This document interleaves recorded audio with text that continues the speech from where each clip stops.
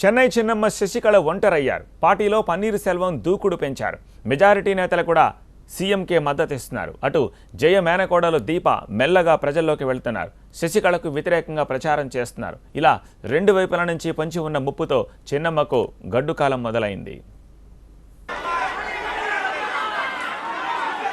ఈ సీన్ చూస్తేనే తెలుస్తుంది తమిళనాట శశికళకున్న క్రేజ్ ఏంటో.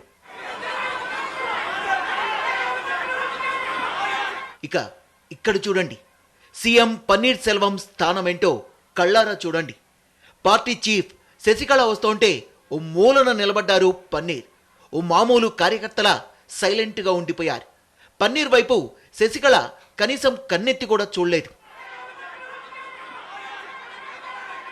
అమ్మ మరణం తర్వాత అంతలా పార్టీని శాసించారు శశికళ. అమ్మ తర్వాత చిన్నమ్మే తమ లీడర్ అనుకున్నారంతా. ఆమె చేసిందే శాసనం, చెప్పిందే వేదంలా పరిస్థితి ఉండేది. త్వరలోనే సీఎం పగ్గాలు కూడా చేపడతారనే ఊహాగానాలు కూడా వినిపించాయి. అటు పన్నీర్ సెల్వం కూడా చిన్నమ్మకు సీఎం కుర్చీని అప్పచెప్తారని జోరుగా ప్రచారం కూడా జరిగింది. అయితే ఇదంతా గతం.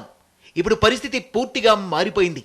పార్టీలో శశికళకు వ్యతిరేక పవనాలు వేగంగా వీస్తున్నాయి. చిన్నమ్మ ముందు కనీసం తల పైకెత్తని పన్నీర్ సెల్వం ప్రస్తుతం పంథా మార్చారు. పార్టీలో దూకుడు పెంచారు. దీంతో రోజురోజుకు పార్టీలో పన్నీర్ వర్గం బలపడుతోంది. అధికారం వైపే నేతలు కార్యకర్తలు ఉంటారనేది జగమెరిగిన సత్యం. అందుకే పార్టీలో మెజార్టీ నేతలు కార్యకర్తలు ఇప్పుడు సీఎంకు అండగా ఉంటున్నారు.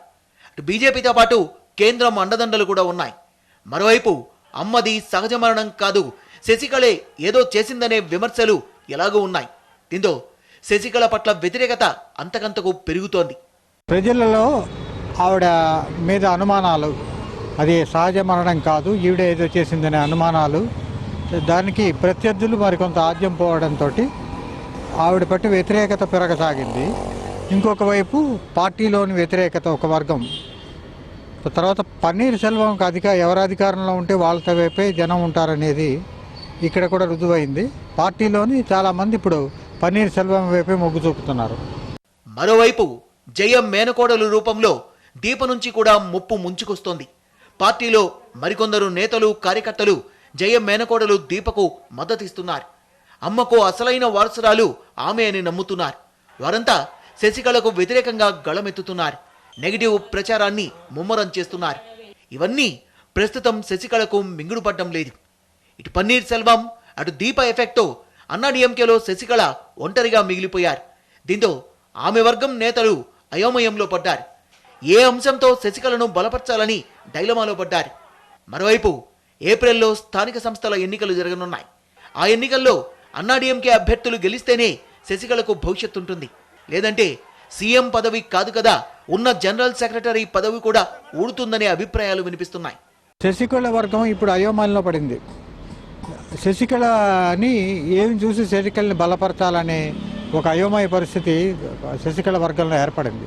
ఎందుకంటే ఒకవైపు దీప ఇంకొక రాజకీయ శక్తిగా ఎదగడం, శశికళ వర్గంలోని కొంతమంది అటువైపు వెళుతున్నారు.